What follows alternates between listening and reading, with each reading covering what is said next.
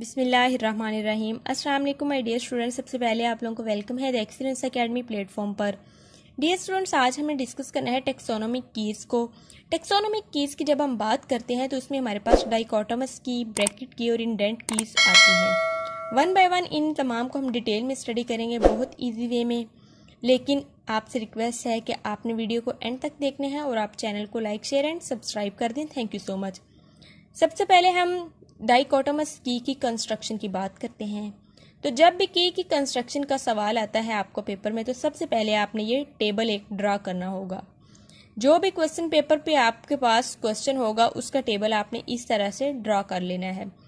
एक तरफ से ऊपर से नीचे आपने इस तरह तमाम कैरेक्टर्स लिख लेने हैं और दूसरी तरफ आपके पास जो भी ऑर्गेनिज्म होगा उसके आपने उन तमाम ऑर्गेनिजम्स को और या फैमिलीज को अलग अलग इस तरह से लिख लेना है, जैसे A J, A T, G E, T P, P B, L T वगैरह यहाँ पे लिखा हुआ है। मेरे पास यहाँ पे ये स्पाइडर स्पीशीज थी और उनको मैंने अलग अलग यहाँ पे लिखा है।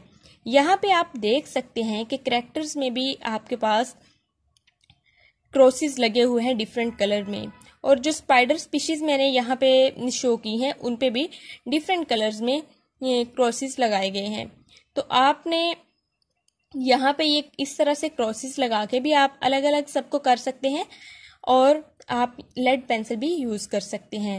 अभी मैं आपको बताती हूँ कि ये क्रॉसेस मैंने क्यों लगाए हैं। डियर स्टूडेंट्स, जब हम कैरेक्टर्स की बात करते हैं और स्पाइडर की स्पीशीज की बात करते हैं तो हमने बेसिकली डाइकोटोमस की को कंस्ट्रक्ट करने का मतलब यही होता है हमारा कि हमने आइडेंटिफिकेशन करनी होती है। जितनी भी हमारे पास स्पीशीज दी गई हों या हमारे पास फैमिलीज दी गई हों, उन्हें उनके करैक्टर की बेस पे हमने अलग अलग करना होता है। जब हम किसी भी करैक्टर की बेस पे अलग अलग करते जाते हैं फैमिलीज को या स्पीशीज को, तो एट द एंड हमारे पास जितने भी ये स्पीशीज होती हैं ना, ये अलग अलग हो जाती हैं।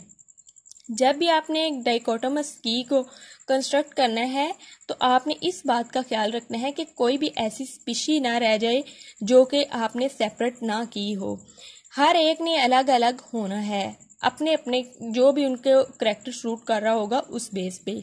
तो करैक्टर भले ही कोई छूट जाए, लेकिन जो ऑर्गेनिज्म या स्पीशी आपको दी गई हो उसको अलग होना चाहिए, उसका अलग होना बहुत ज़रूरी है। अभी मज़ीद ये कुछ बातें मैं आपको इलेबोरेट करूँगी, साथ साथ आप खुद भी ड्रा करते जाएं। अगर नहीं तो आप इसे पहले बहुत गौर से समझ लें, ठीक है। डाइकोटोमस की को डियर स्टूडेंट्स जब हम कंस्ट्रक्ट करते हैं तो सबसे ऊपर हमने पहले जितनी भी हमारे पास ये स्पीशीज़ दी गई हों उन्हें इस तरह से लिख लेना है, जैसे यहाँ पे मैंने ये ब्लू कलर से लिखी हैं। O J, A T, G E, T P, P B, L T, ये तमाम हमारे पास स्पाइडर स्पीशीज हैं। इन्हें हमने इस तरह से लिख लिया और इन तमाम को अब हमने अलग अलग करना है। ये देखिए हमारे पास 6 है ना, तो ये 6 अलग अलग हो जाएंगी। वन बाय वन तमाम अपने अपने करैक्टर के हिसाब से अलग हो जाएंगी। सबसे पहला करैक्टर, हमने कोई भी ऐसा करैक्टर लेना होता है जो एक हमारे पास स्पीशीज उसे अलग कर दे और बाकी तमाम स्पीशीज को एक तरफ कर दे। जैसे यहाँ पे सबसे पहले मैंने करैक्टर लिया है शेप ऑफ सिफेलोथोरक्स। टेबल पे आप देख सकते हैं कि सबसे पहले मैंने ये करैक्टर लिया है शेप ऑफ सिफेलोथोरक्स। तो शेप ऑफ सिफेलोथोरक्स जो है ये सिर्फ और सिर्फ स्क्वायर है पी बी स्पीशीज के अंदर, बाकी ओवल है। ये तमाम जो हमारे पास स्पीशीज हैं, ओ जी में भी ओवल है, आप टेबल देख सकते हैं, ए टी में भी, जी ई में भी, टी पी में भी, एल टी में भी। यहाँ पे हमारे पास एक स्पीशीज जो है वो अलग होगी और बाकी तमाम एक साइड पर आएगी। फिर हमने कोई ऐसा करैक्टर लेना है जो एक स्पीशीज को अलग कर दे और बाकी तमाम एक साइड पर रह जाए।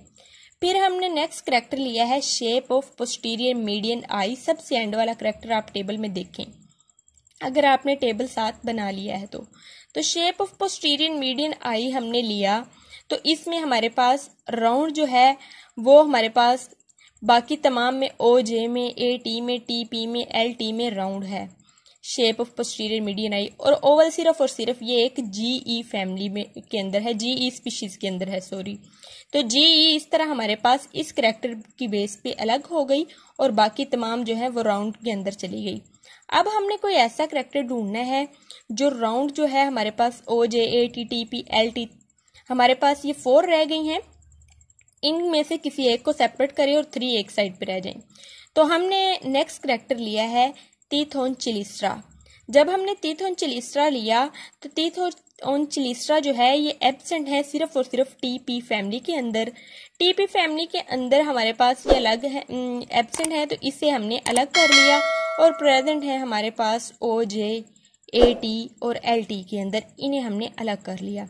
नेक्स्ट करेक्टर हमने कोई भी लिया जो एक को अलग कर देगा और बाकी तमाम को अलग कर देगा, तो वो हमारे पास साइड ऑफ सिफेलोथोरक्स था। पहले ऊपर शेप ऑफ सिफेलोथोरक्स था, यहाँ पे साइड ऑफ सिफेलोथोरक्स है।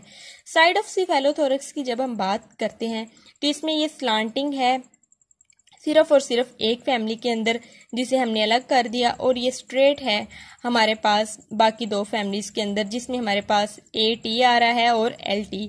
ओ जे के अंदर सिर्फ और सिर्फ ये स्लांटिंग है।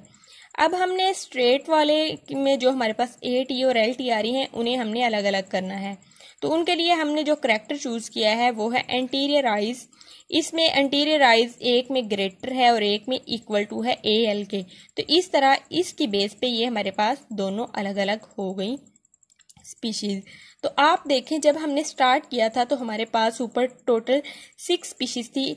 एक एक करके आप अगर गिने तो पी बी सबसे पहले अलग हुई, फिर जी ई हुई, फिर टी पी हुई, और इस तरह से करते करते एंड तक हमने तमाम जितनी भी हमारे पास स्पीशीज थी उन्हें हमने अलग कर लिया। डियर स्टूडेंट्स, अब बात करते हैं ये जो क्रॉसेस मैंने लगाए हैं। यहाँ पे ये जो क्रॉसेस लगाए हैं वहाँ आप जब कलर देखेंगे तो सबसे पहले मैंने रेड कलर शो किया है।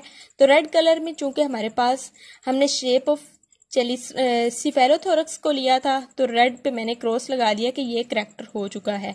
वहां मैंने स्पीशीज के ऊपर भी रेड से क्रॉस लगा दिया कि ये वाली स्पीशीज भी हो चुकी है। जो करेक्टर और जो स्पीशीज हम यूज कर लेंगे उसे हमने बाद में यूज नहीं करना। ये पूरी लाइन को भी इस तरह आप क्रॉस कर सकते थे लेड पेंसिल से, लेकिन मैंने सिर्फ और सिर्फ रेड कलर से यहाँ पे क्रॉस लगा दिया कि पी भी अब हमने नेक्स्ट करेक्टर में नहीं यूज करना और शेप ऑफ सिफेलोथोरक्स भी। नेक्स्ट उसके बाद मैंने कलर यूज किया है कंस्ट्रक्शन ऑफ डाइकोटोमस स्कीम में ब्लैक। तो ब्लैक हमारे पास शेप ऑफ पोस्टीरियर मीडियन आई है जिस पे मैंने क्रॉस लगाया, और इस करेक्टर की बेस पे हमारे पास कौन सी स्पीशीज अलग हुई, जीई वाली अलग हुई। तो जीई पे भी क्रॉस लगाया कि ये भी अब हमने यूज नहीं करनी।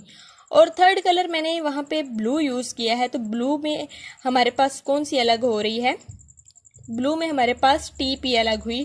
तो टीपी के ऊपर मैंने क्रॉस लगाया और ब्लू के लिए हमने करेक्टर कौन सा चूज किया था, तीथोन चिलिस्ट्रा। तो वो भी मैंने अलग कर दिया, उस पर क्रॉस लगा दिया कि अब ये यूज नहीं करना। इस तरह करते करते तमाम हमारे पास स्पीशीज भी अलग अलग होगी क्रॉसेस लगाते लगाते, और जो करेक्टर भी हमने सारे यूज कर लिए। करेक्टर हमारे पास फिर भी एट द एंड 2 रह गए, नंबर ऑफ क्लास और रोज ऑफ 5।